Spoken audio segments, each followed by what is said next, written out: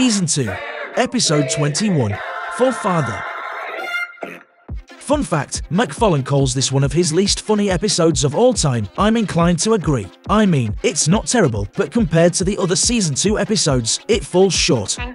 Okay, Lois's list says clean the windows, clear the gutters, and wash the siding.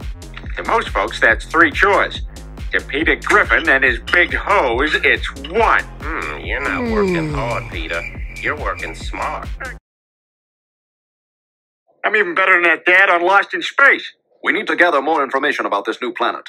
Don, you take my 16-year-old blonde daughter out in the chariot for the rest of the day.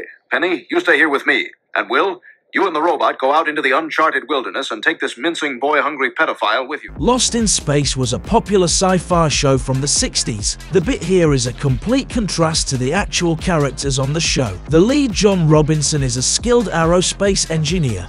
Unlike we see in the episode, he is a resourceful and loving father who always puts his family's safety and well-being first. And sure, Judy and Don have a romantic relationship and Will is a robotic genius, but the cutaway just gets so much wrong. In the end, I think we can all agree John Robinson is a much better father than Peter Griffin. You and the robot go out into the uncharted wilderness and take this mincing boy-hungry pedophile with you. We now return to Little House on the Prairie.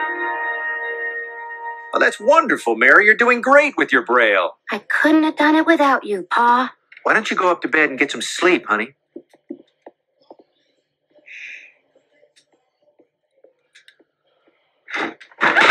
Honey. In Little House on the Prairie, Mary Engels becomes blind due to scarlet fever. Mr. Engels,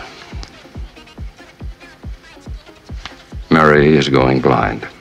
In the series, her blindness is portrayed sensitively and realistically. There might be moments of teasing or playfulness among siblings, but the show does not depict them playing tricks on Mary because of her blindness. The reality of living with a disability during that era are one of the more interesting parts of the show. But again, that's just one man's opinion. Jeez, life was a lot tougher back then. Hey, I'm Daniel Boone. I'm a man. I'm a big man. Bang, bang. Now I'm Pat Boone, gonna have a Christmas special with Andy Williams. Ha, ha. Daniel Boone was an American pioneer and explorer who played a significant role in the westward expansion of the United States. He is known for exploring and settling new territories, though I'm not sure he would be considered a big man. I'm a big man. Pat Boone is an American singer, actor and writer. The two men come from completely different historical periods and backgrounds. Now I'm Pat Boone, gonna have a Christmas special with Andy Williams. Both Pat Boone and Andy Williams are both popular singers who collaborated on a Christmas special that includes musical performances and comedic skits capturing the festive spirit of the holiday season. Oh, he's having a little hallucination from the fever. Just like when you were 3 and you accidentally ate those adult brownies I was saving for the Doobie Brothers concert. Get it? Doobie Brothers. Like marijuana, Doobie, hot brownies. They call this the magic hour. The day's not quite gone, but the night's not quite here. And somewhere, Scott Baio is plowing a woman he doesn't love. Man, Seth MacFarlane does not like Scott Baio.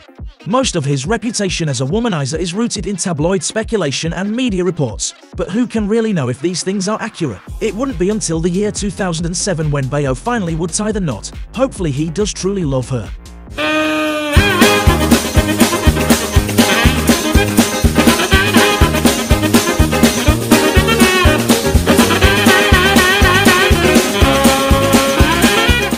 If you're looking for your Dostoyevsky, I used it to make the fault from F-Troop.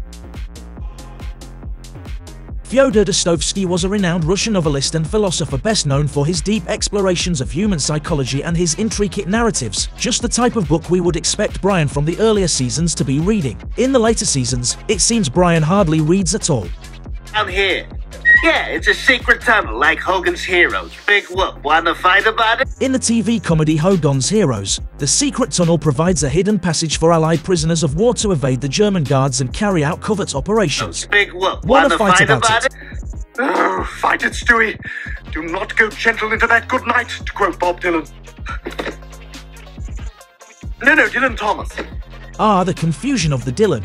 I mean, both men are poetic in many ways. Dylan Thomas's poem Do Not Go Gentle Into That Good Night is about the human spirit's resistance against death. Most would probably consider Bob Dylan to be a poet in his own right. with songs like Knocking on Heaven's Door or Not Dark Yet. I understand Stewie's confusion when thinking about mortality. No, Dylan Thomas. Come on, the party just starting. I'm gonna grab my girl and head to the beach. Take her to love. Hey, great shot, Cleveland Jr. Thanks, Mr. Drummer. Listen, for today, can you switch and call me Mr. Papadopoulos? You got it. And would you hate me if I called you Webster? That's a line. Okay, sorry. Beautiful. It's almost as if this world was created especially for me. You think he's onto us, Christoph? No, he's an idiot. I used them to make the houseboat from Surfside 6. You remember? Surfside 6. Surfside 6. Young bachelor? In Miami Beach. Lois, you know I swore I'd never clean again. Not after Bounty dropped me as their spokesman. Wait a second. Rosie, I've just poured this glass of warm yellow liquid on the counter, and you're telling me that Bounty can pick it up in 5 seconds? What is this? 4 seconds. Is that? 3 seconds. It smells like... Clean my pee! I'm gonna be on a cereal box. Honeycomb thing. Yeah. It's not small. No. All right, pay attention, Junior. I'm sorry, Stewie ruined your books. Here, I brought you some of Peter's. Mr. T by Mr. T. T and Me by George Peppard. For the Last Time I'm Not Mr. T by Ving Rhames. Oh, love, jealousy, Touch. forever, Intense. passion, possession, Calvin Klein. From anyone. Ah, crap! We did it again! Ruth Bader Ginsburg!